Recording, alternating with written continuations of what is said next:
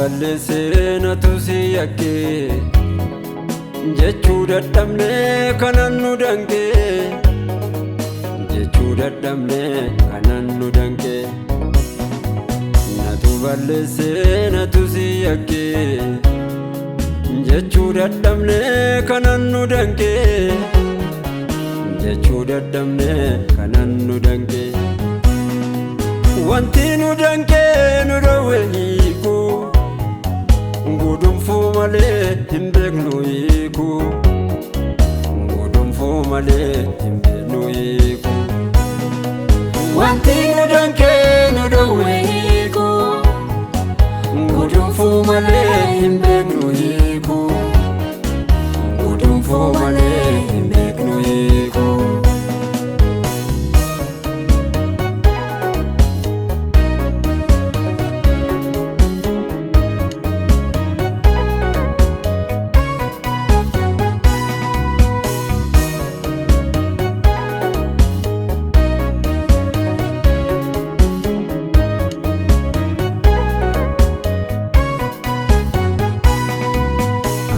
Uffatee waaqa tolfamaa sabni miidhamee wargamaa sabni miidhamee wargamaa akkaan uffatee waaqa tolfamaa sabni miidhamee wargamaa sabni miidhamee wargamaa yaalli hojjennu waaqayyoon argaa Kota kalzenan akabayaka Kota kalzenan tukabayaka Jalila janu akayon arga Kota kalzenan akabayaka Kota kalzenan tukabayaka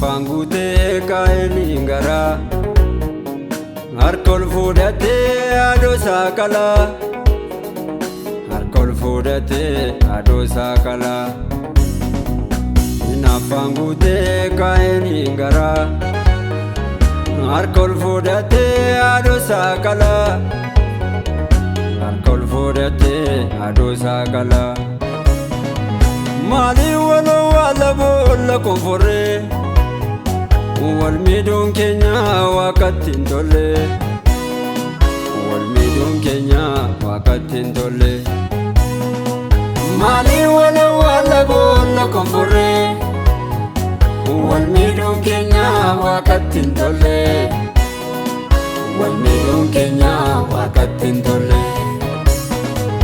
Natu balleessee natu si yakkee jechuu dadhabnee kanan nu danqee jechuu dadhabnee kanan nu danqee natu balleessee natu si yakkee jechuu dadhabnee kanan nu danqee jechuu dadhabnee kanan nu danqee wanti nu danqee nu dhowwe hiikuu gudunfuu malee hin beeknu hiikuu gudunfuu malee hin beeknu hiikuu wanti nu danqee nu dhowwe hiikuu gudunfuu malee hin beeknu hiikuu gudunfuu malee hin beeknu hiikuu.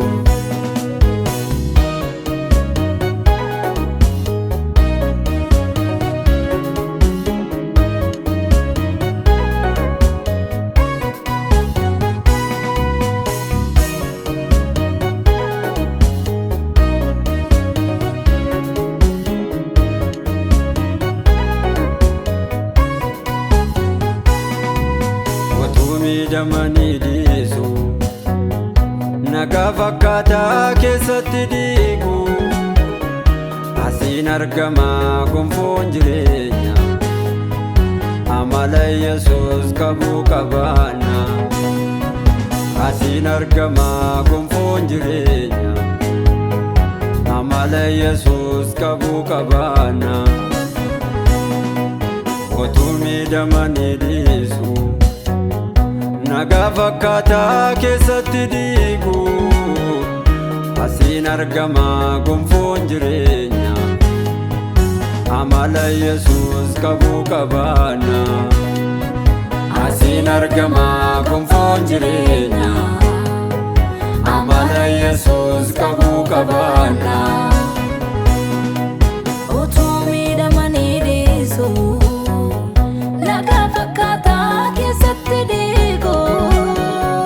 Asiin argama gonfoon jireenya, amala Yesuus qabuu qabaanna. Asiin argama gonfoon jireenya, amala Yesuus qabuu qabaanna. Asiin argama gonfoon jireenya, amala Yesuus qabuu qabaanna. Asiin argama